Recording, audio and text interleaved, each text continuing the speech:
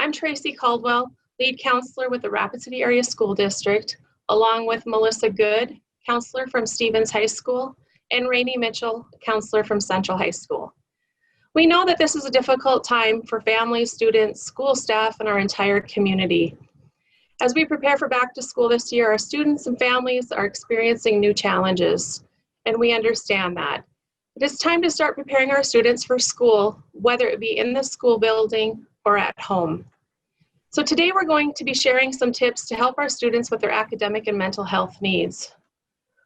We are not medical experts, but our nurses will be joining next week in a session on September 2nd at 9 o'clock to share information related to medical issues. Hi everyone, my name is Rani Mitchell. I am a counselor at Central High School. I've been at Central for about 7 years. This is my 7th year. Right now I currently work with 9th and 10th graders, but I've worked with all grades here. I also have 2 daughters.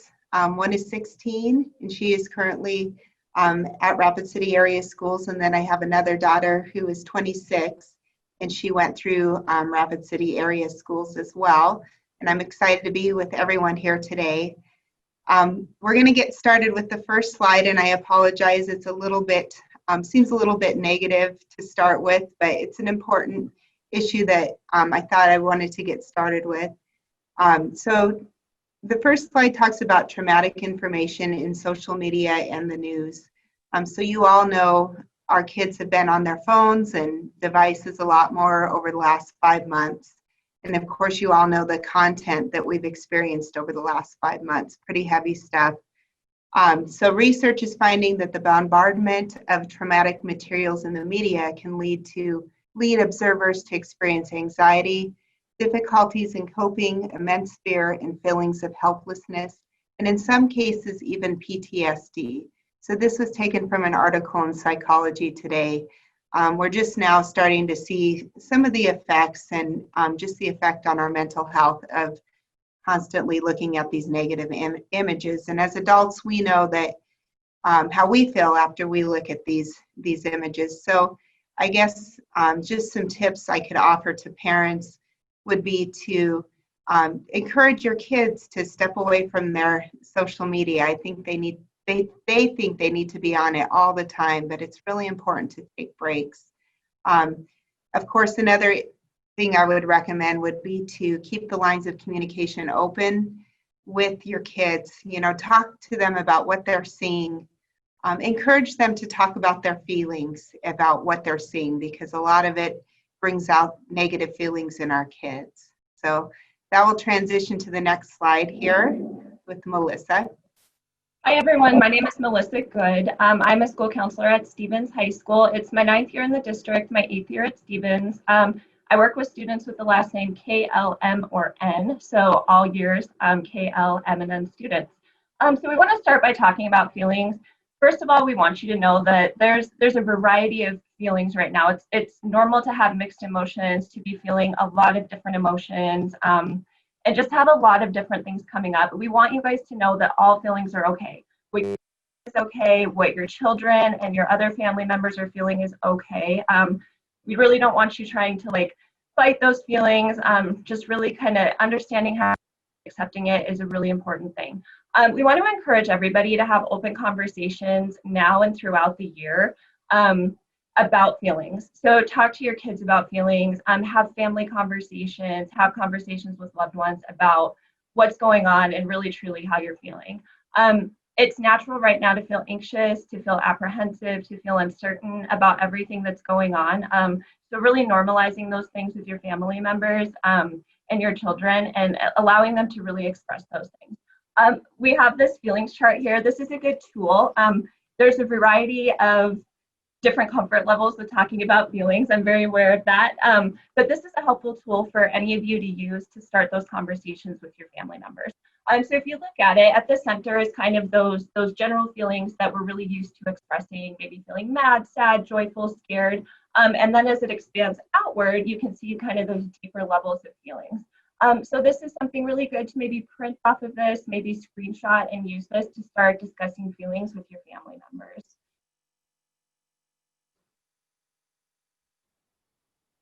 The other thing I want to talk about is building your child's self-regulation skills.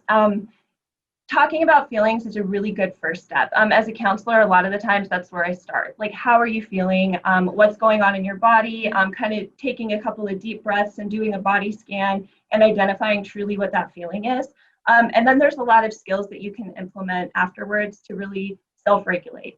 So the first one is breathing. There's a lot of different breathing techniques out there, but really taking those long, slow, deep breaths in and out can help you calm your body, regulate your central nervous system. We talk a lot about the brain with kids in school. So we're moving from like that midbrain, that fear response brain, to the prefrontal cortex, which is where you make calm, rational decisions. And so using different calming techniques is really good. Breathing, we're all breathing all the time.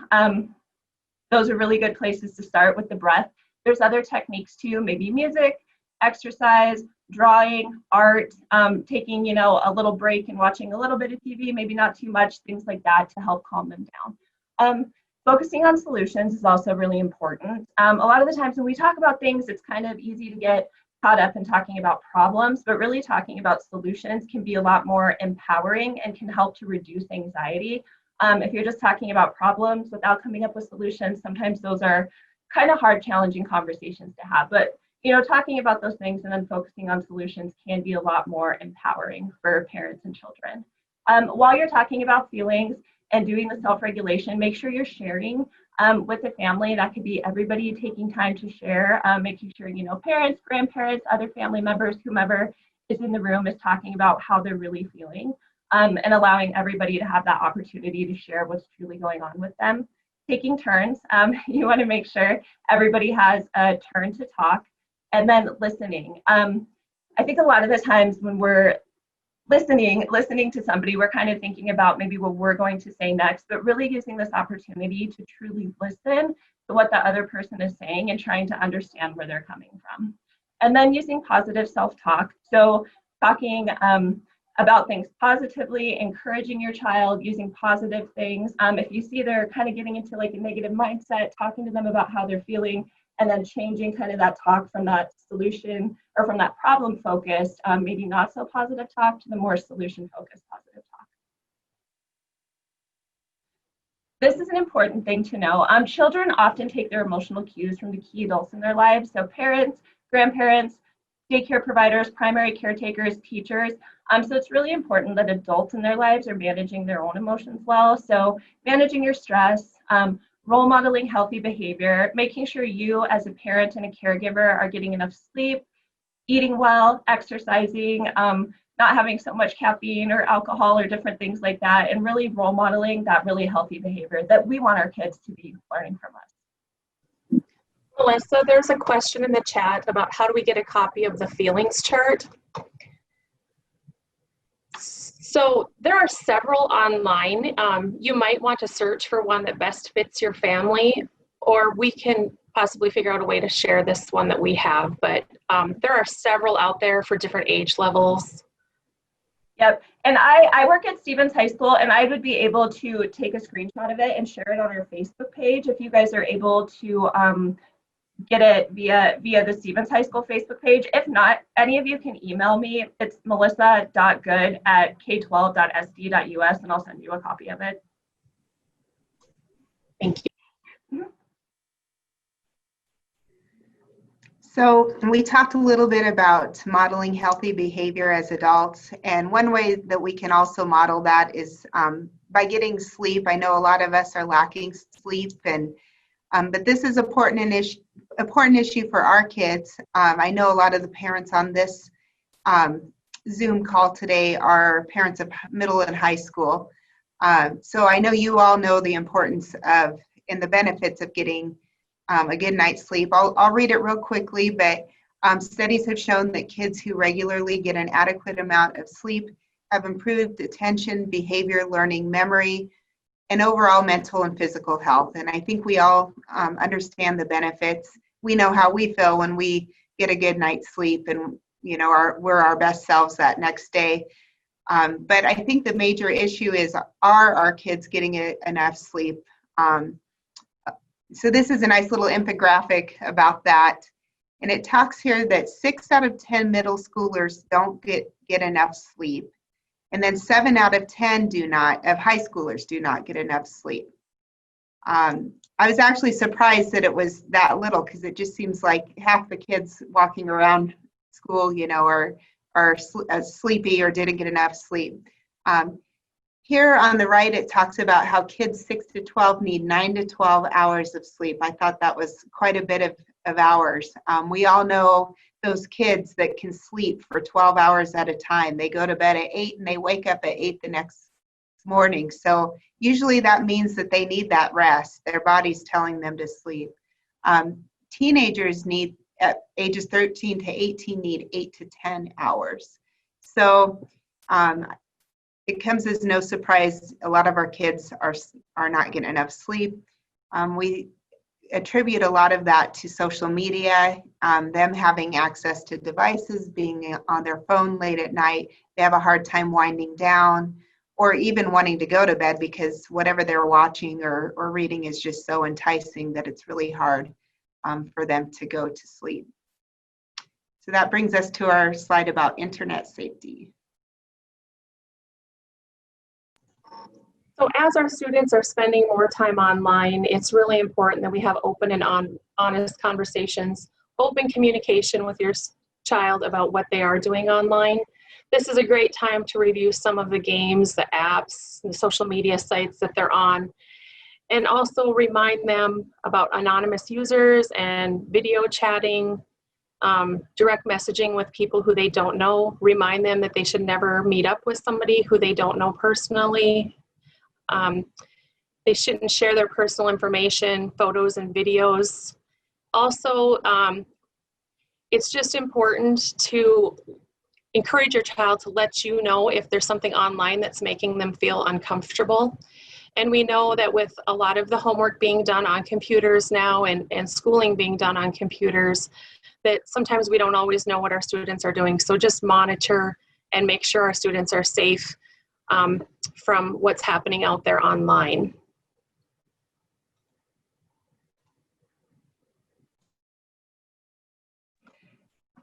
So now that I know they just announced that we are in a level 2 status. So that means, our students will be in school 2 days a week and then at home 3 days a week. So there's going to be a lot of time online, 3 days online for those kids. And then the kids that are doing the virtual schooling will be at home for 5 days a week. So finding how to use that time wisely. It's really tough for kids, especially developmentally in middle school and high school. So we can encourage them we can support some expectations and kind of tell them what we expect. Of course, the first thing is having a space or a quiet place to do work. I know some kids really have a tough time concentrating, where some kids can do their work with TVs going and kids yelling and playing in the background, but a lot of kids need that quiet place to be able to do their homework and focus. It's really important to have a time or a schedule. We can, as parents, can assist with that, and I think you guys probably know from the spring, it was really tough. Your kid might have 8 classes and you have to figure out how and when they're going to do those classes. And I know that was really hard on our parents and our kids. So it's really wise to set a schedule. Maybe you'll work on 3 classes on this day and then another 3 on the next day, or maybe you'll find time throughout the whole day to do the classes. I talked to a lot of parents this spring with some great ideas. One parent I talked to had an actual school bell that would ring when it was time for the kids to do work, and then it would ring at the end of the day when they were time to be done, and the kids loved it. So you can get really creative and come up with some really great ideas to do that. Check-in support, I think the big theme of this presentation is just checking in with your kids. That's like the main message we want to get across, which a lot of you do an awesome job with that already.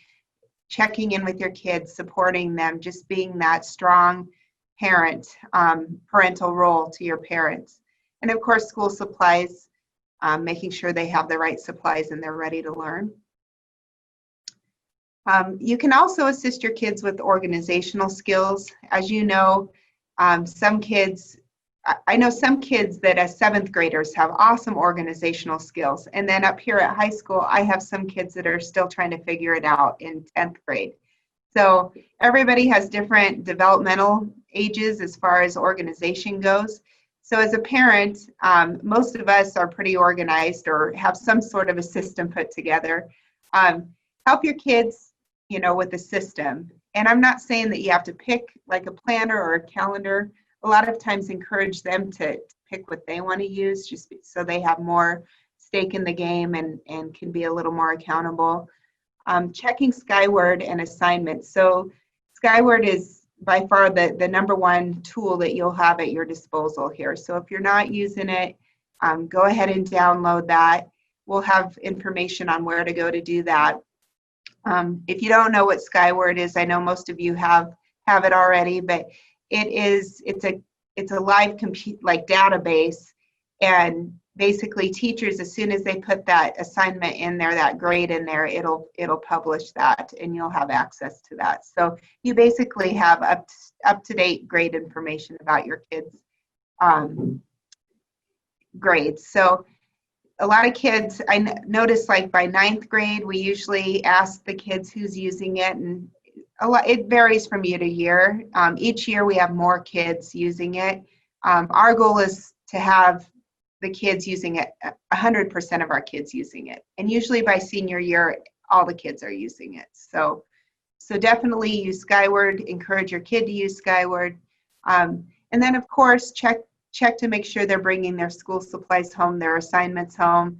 As you know, it's going to be kind of tough with going to school 2 days and then being home 3 days. It's just really critical that your kids bring home their supplies. Make sure that they have a good system, like putting it in their backpack at the end of the day or however, to make sure that we have those at home.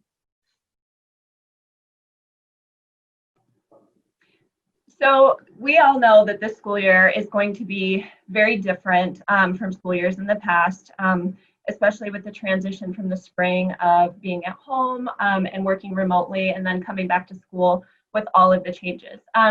So we're going to talk to you a little bit about helping your child prepare for the new expectations at school. Some of the really big changes at school are going to be the physical distance. So we're really going to be encouraging kids to keep that 6 feet of physical distance from each other, which is something kids are not used to. So make sure you're encouraging your kids to keep that physical distance and getting them ready to be prepared for that when they come to school, so that they don't come to school and it's the first time they're hearing that they have to do that. Another big change is going to be wearing the mask. Kids are going to be expected to wear their masks at school, and so hopefully coming to school is not the first day that they've had their mask on for a long period of time, but practicing that at home and talking to them about the expectation is going to help them when they come to school and they face these new expectations. Another thing to do is really to encourage your children, especially if they're having a hard time with the social distancing, encouraging them to figure out ways that they can stay connected with people other than like that close proximity and that physical connection, because they won't really have that anymore. So maybe talking to them about staying in touch online, how to do socially distance, healthy ways to stay in touch with their friends, and really encourage them to learn those new skills. And then we've been talking about this throughout our presentation, making time to talk about school, talk about how you're feeling, talk about how you're truly feeling, talking about school, talking about accomplishments. And another thing too, school is really important, but we all know that there's a lot of other things going on in people's lives right now that are very, very important. So making sure to make time for those things as well as school. We know there's probably going to be some lost academic time and things like that. So just kind of knowing that's the norm with our new way of going to school. So, talking to kids about that and really being a little bit more okay with that and looking at the big picture of what's going on in the world, but definitely making time to talk to your kids and your family about how they're feeling.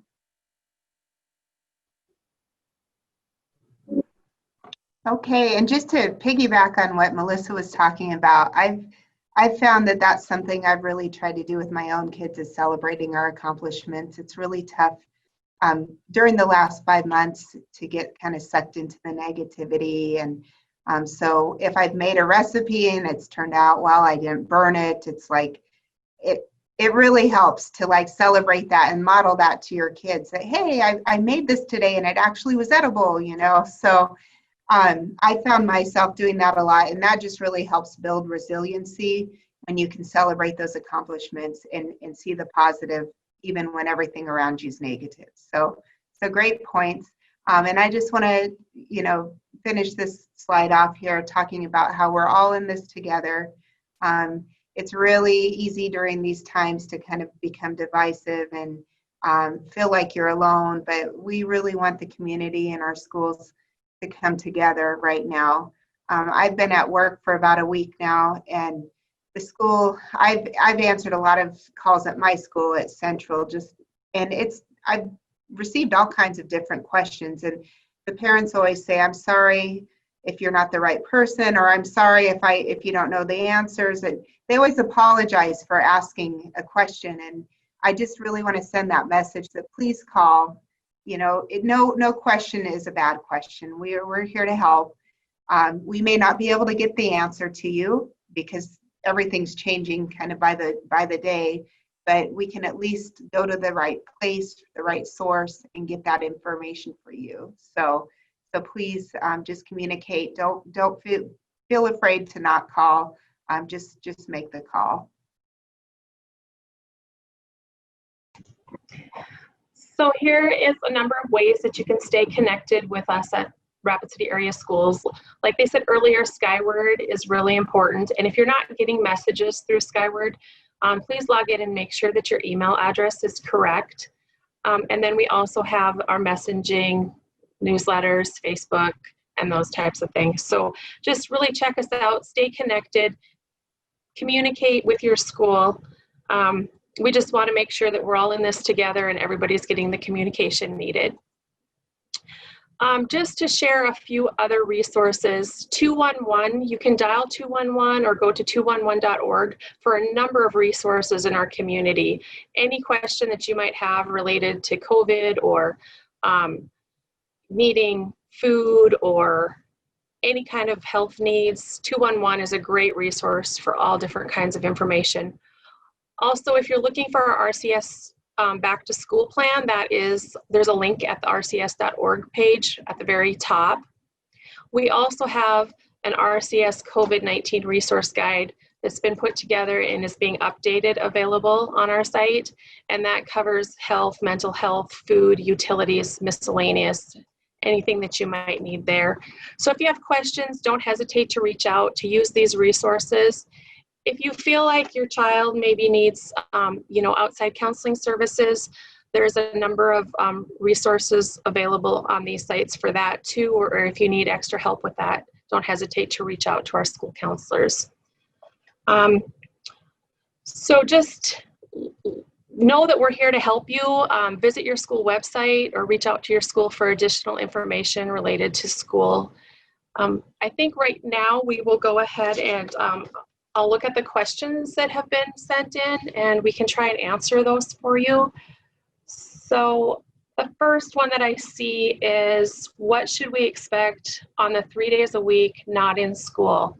I know Fridays are supposed to be distance learning for all, but there is confusion about the other 2 days when they are not in school. What are the expectations for those days?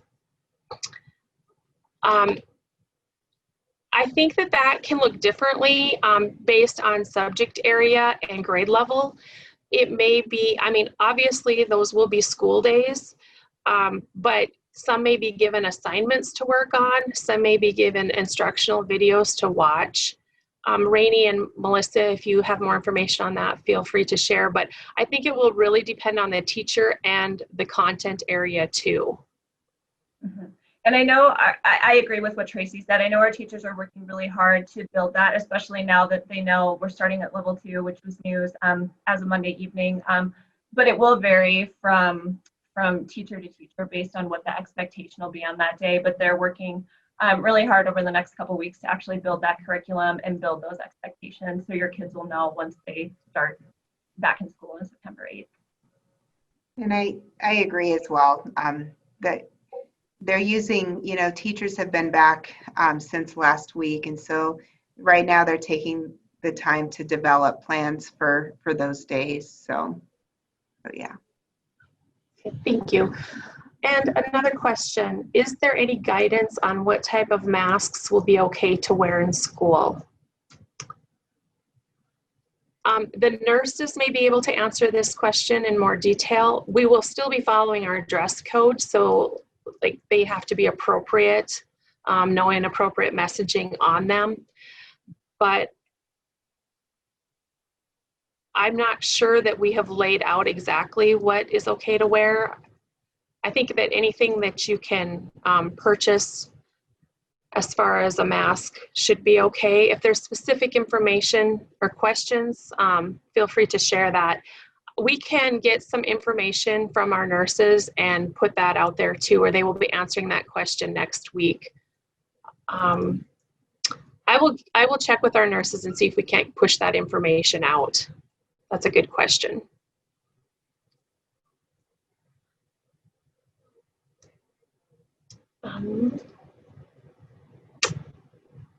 That's all I'm seeing at this time. So feel free to reach out to your school if you have specific questions. And we thank you for your time, and we are looking forward to a school year and hopefully having our students in the buildings with us.